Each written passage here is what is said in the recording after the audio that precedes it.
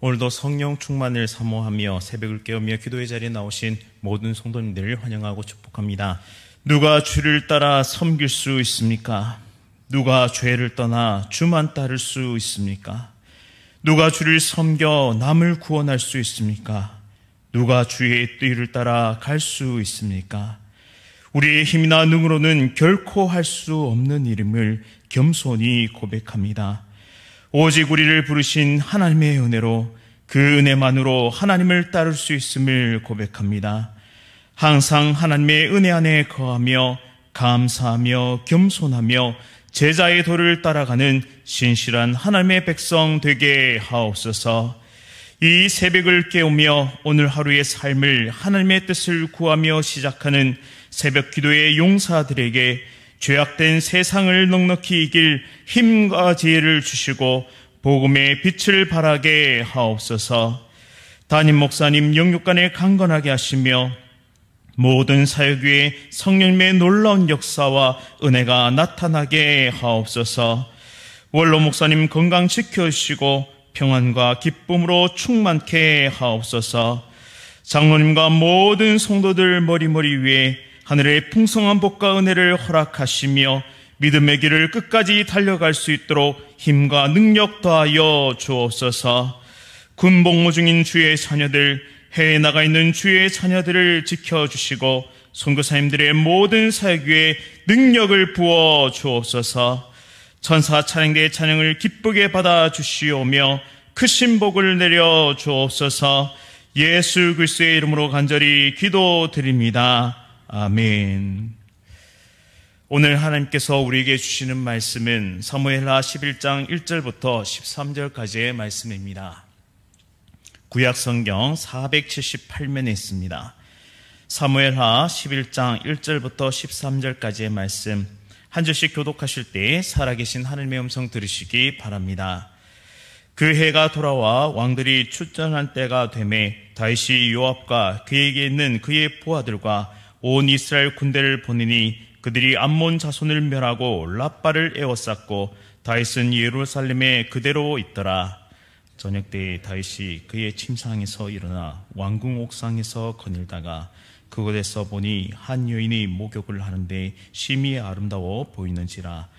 다윗이 사람을 보내 그 여인을 알아보게 하였더니 그가 아뢰되 그는 엘리암의 딸이요 햇사람 우리아의 아내 바세바가 아니니까 하니 다윗이 전령을 보내어 그 여인을 자기에게로 데려오게 하고 그 여자가 그 부정함을 깨끗하게 하였으므로 더불어 동침함에 그 여자가 자기 집으로 돌아가니라. 그 여인이 임신함에 사람을 보내 다윗에게 말하여 이르되 내가 임신하였나이다 하니라. 다윗이 요압에게 기별하여 햇사람 우리아를 내게 보내라 하매 요압이 우리아를 다윗에게로 보내니 우리아가 다윗에게 이르매 다윗이 요압의 안보와 군사의 안보와 싸움이 어떠했는지를 묻고 그가 또 우리아에게 이르되 내 집으로 내려가서 발을 씻으라 하니 우리아가 왕궁에서 나가매 왕의 음식물이 뒤따라 가니라. 그러나 우리아는 집으로 내려가지 아니하고 왕궁문에서 그의 주위의 모든 부하들과 더불어 잔지라. 어떤 사람이 다윗에게 아뢰되 우리아가 그의 집으로 내려가지 아니하였나이다. 다윗이 우리아에게 이르되 내가 길 갔다가 돌아온 것이 아니냐 어찌하여 내 집으로 내려가지 아니하였느냐 하니 우리아가 다윗에게 아뢰되 언약궤와 이스라엘과 유다가 야영 중에 있고 내 주 요압과 내 왕의 부하들이 바깥들에 진치고 있거늘 내가 어찌 내 집으로 가서 먹고 마시고 내 처와 같이 자리일까? 내가 이를 행하지 아니하기로 왕의 살아계심과 왕의 혼의 살아계심을 두고 맹세하나이다 하니라. 다윗이 우리아에게 이르되 오늘도 여기 있으라. 내일은 내가 너를 보내리라. 우리아가 그날에 예루살렘에 머무니라. 이튿날 다 함께 읽겠습니다. 다윗이 그를 불러서 그로 그 앞에서 먹고 마시고 취하게 하니 저녁 때에 그가 나가서 그의 주의 부하들과 더불어 침상에 눕고 그의 집으로 내려가지 아니하니라. 아멘. 죄의 유혹과 영적 방어막, 죄의 유혹과 영적 방어막이라는 제목으로 말씀을 선포하겠습니다. 죄의 유혹은 사람을 가리지 않고 찾아옵니다. 평생을 아무리 잘 살았다 할지라도 한순간에 무너질 수 있는 것이 바로 인간의 모습입니다. 다윗은 하나님의 마음에 합한 사람이라는 칭호를 받았던 사람입니다. 그리고 매사에 하나님의 뜻을 구했고 하나님의 마음을 알려고 애쓰고 노력했던 사람입니다. 특별히 사울을 죽일 수 있는 절호의 기회가 그에게 찾아왔음에도 불구하고 또한 부하들의 아우성에도 불구하고 절대 하나님께서 기름 부으신 자를 죽일 수 없다며 그것을 단연히 거절했던 그런 인물이기도 합니다. 어떤 전쟁이든 어떤 삶의 모습이든 항상 하나님 앞에 서 있었던 그였습니다. 그리고 백성을 향해서도 공의와 정의를 베풀 수 있는 사람이었는데요. 무엇보다 하나님께로 백성을 잘 인도하는 그런 왕이었습니다. 그런 그가 오늘 한순간에 무너져 내립니다. 성경에 차마 입에 담기조차 부끄러운 일들이 낱낱이 세세하게 기록되어 있습니다. 바로 남편이 있는 여인을 범하면서 임신하게 만드는 그런 악행을 저지르게 됩니다. 때는 암몬과의 전투가 시작된 지 1년이 지나가고 있는 시점이었습니다. 이미 이스라엘 군대는 승기를 잡고 있었죠. 왜냐하면 암몬의 수도 랍바를 에워쌌다라고 오늘 본문은 말씀합니다.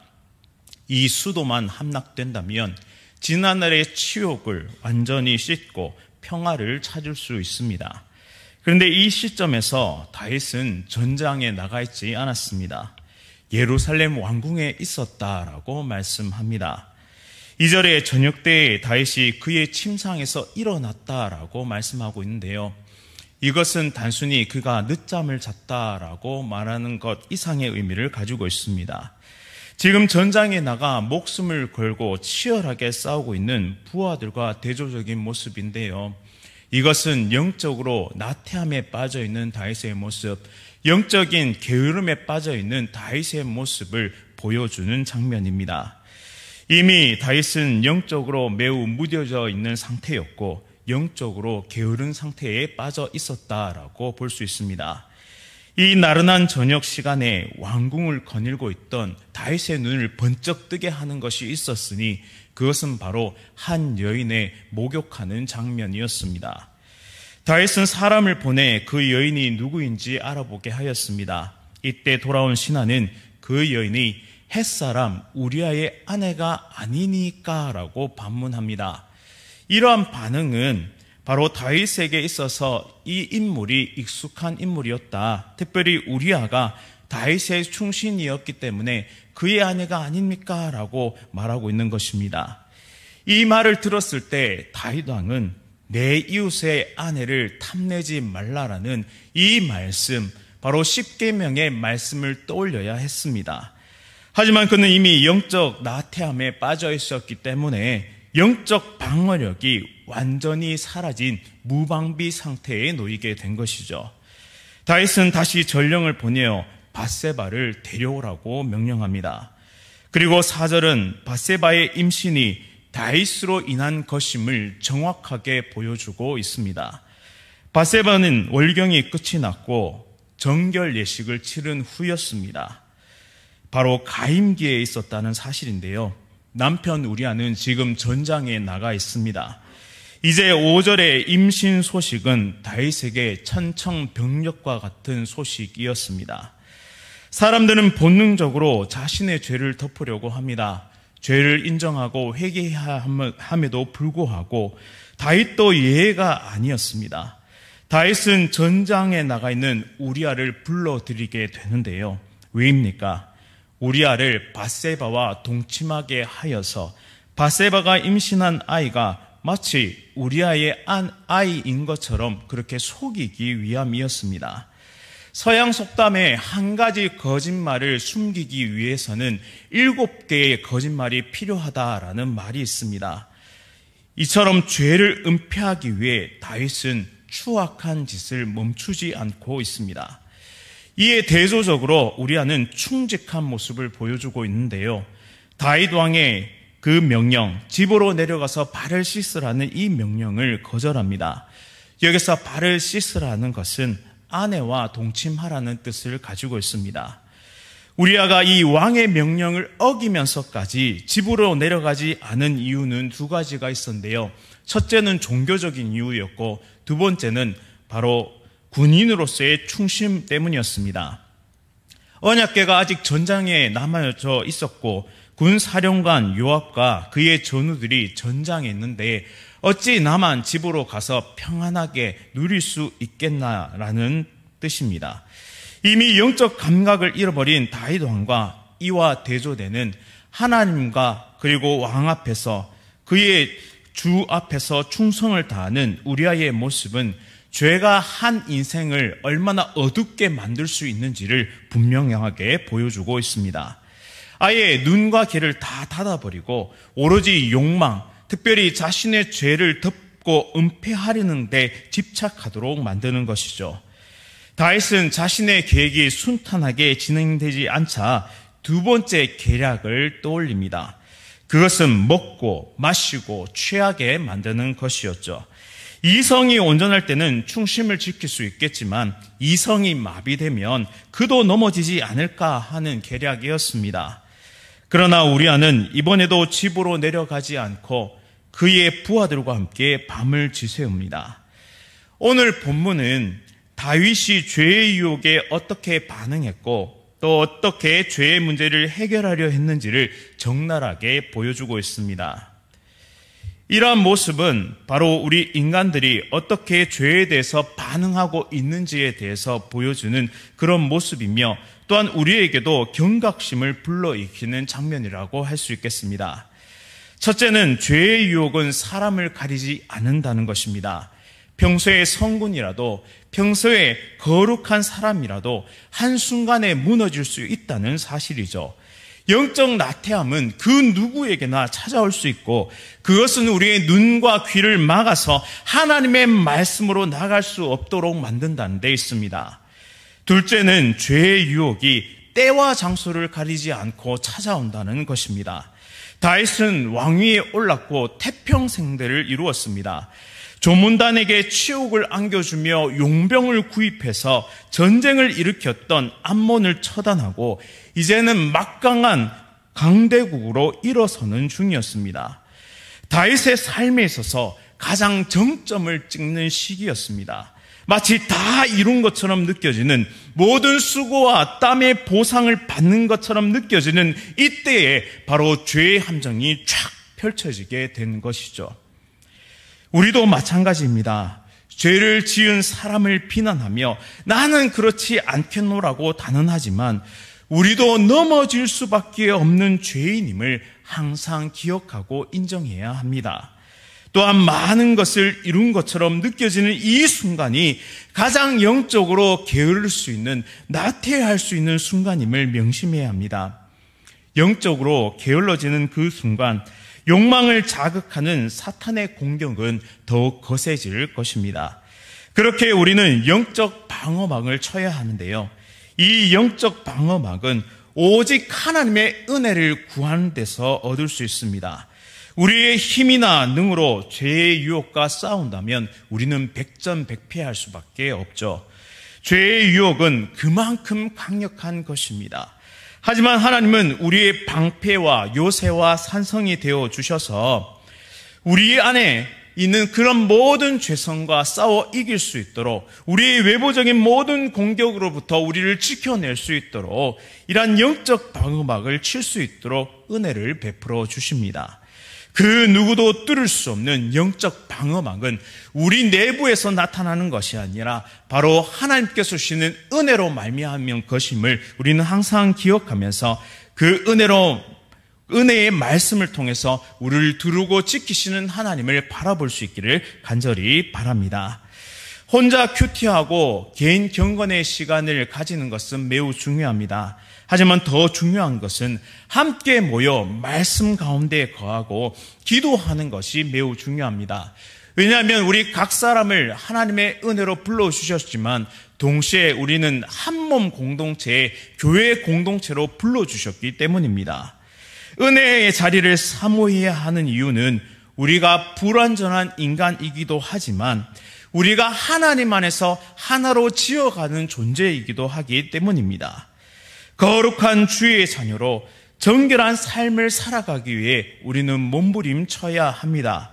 은혜의 자리로 몸부림을 쳐서라도 나와야 하는 이유이기도 합니다.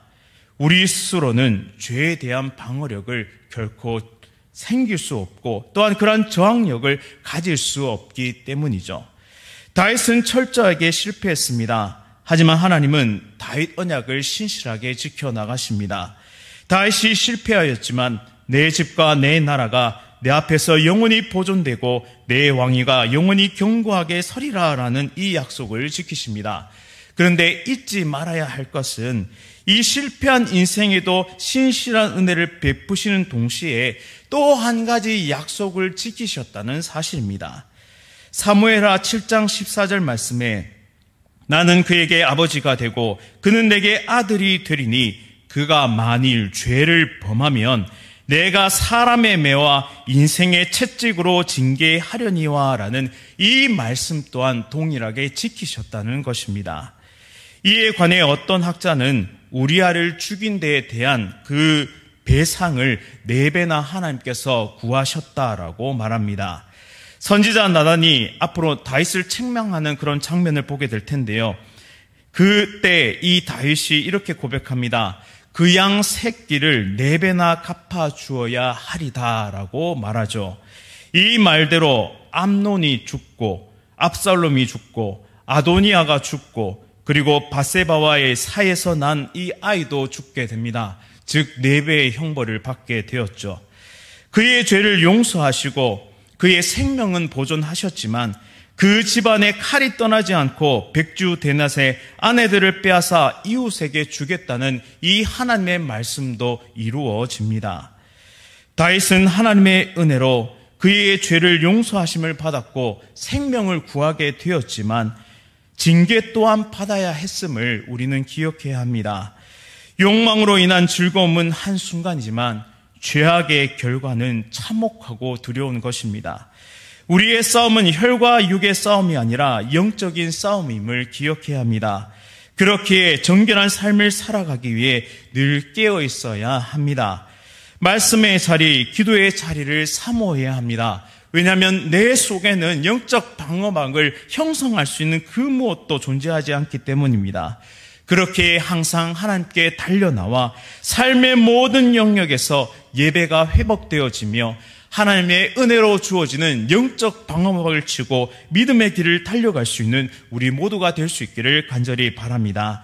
또한 꼭 기억해야 하는 것, 마지막 날에 주님께서 우리에게 부탁하신 것이기도 합니다.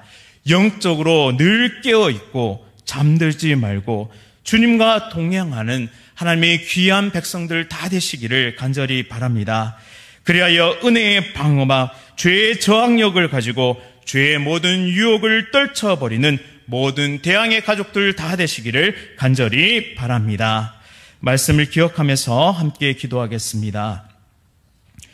아무리 위대한 성군일지라도 아무리 대단한 경건의 사람일지라도 넘어질 수밖에 없는 연약한 인간임을 기억하게 하옵소서.